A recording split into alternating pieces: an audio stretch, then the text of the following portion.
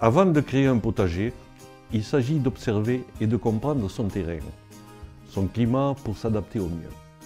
L'eau est une ressource précieuse qu'il faut gérer, trop rare dans les parties sèches du territoire. Des jardiniers ont su faire preuve d'ingéniosité et utilisent des systèmes de réseau tels que les canaux d'irrigation.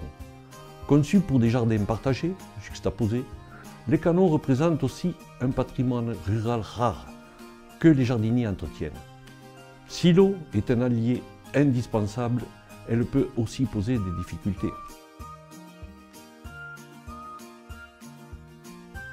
Les plantes en ont besoin, mais en trop grande quantité, elles nuisent aux cultures. Là encore, le jardinier s'adapte, surélève ses cultures, conduit l'eau, draine la terre. L'attention portée à l'environnement ne s'arrête pas à la gestion. C'est aussi savoir suivre son instinct, faire évoluer son jardin au fil du temps. Le jardin s'insère dans un paysage plus vaste. Le jardinier en entretenant une partie.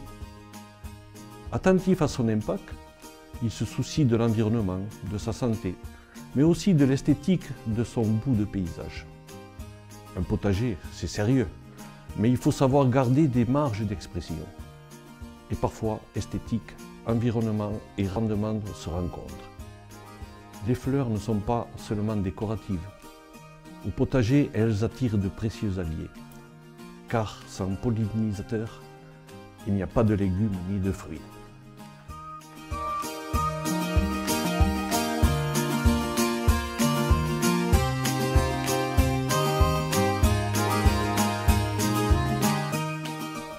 Si l'observation est une grande partie du travail du jardinier, la technique est un atout indispensable.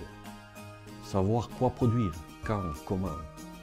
Fabriquer, créer, jouer avec la nature tout en simplicité, à l'échelle du jardinier. À l'échelle des mains qui reste le meilleur outil.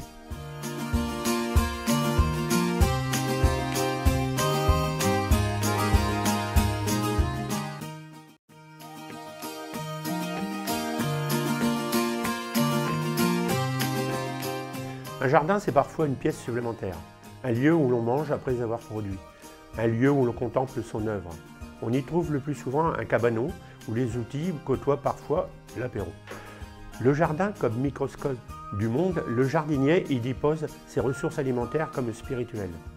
Un jardin, on le nourrit de ce qui nous entoure, des éléments de l'environnement en feront toute la singularité. Un jardin est dépendant de son sol, de son contexte, de son altitude. On peut aussi s'autosuffire. L'art d'accommoder les restes est dans certains cas bien utile. Il s'agit d'avoir l'œil bien aiguisé, de s'armer de patience, parfois de rester simple, toujours réactif. Ce qu'il fabrique pour décorer, le jardinier l'utilise aussi pour accueillir. Ce décor autour de la maison, il faut l'entretenir. Après tout, il en est l'écrin. Tout ça, c'est du travail. Mais après tout, pourquoi tout entretenir? Le jardinier doit parfois savoir laisser faire, sous peine de s'épuiser. Une partie ira aux poules, une autre aux arbres, celle aux légumes, celle-là aux fleurs et le reste, laissons-le à la pente. Le potager demandera une surveillance quotidienne, le reste devra être géré ponctuellement et parfois donnera naissance à quelques bonnes surprises.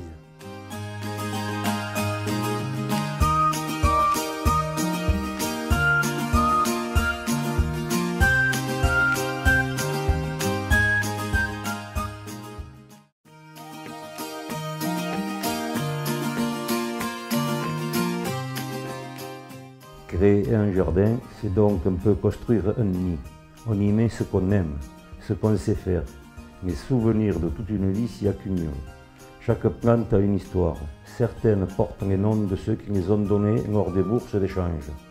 D'autres ont été plantées pour des occasions. Plus lentement et plus sûrement que la maison, le jardin évolue. Il est l'occasion d'exprimer ses goûts, de créer un décor.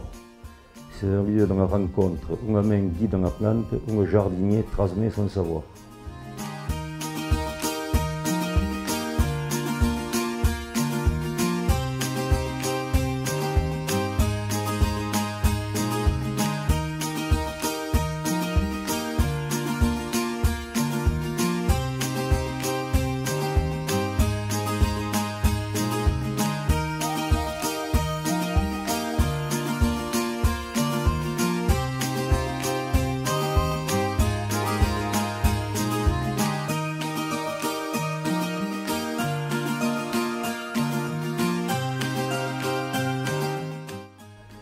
jardinier a plus d'une corde à son arc.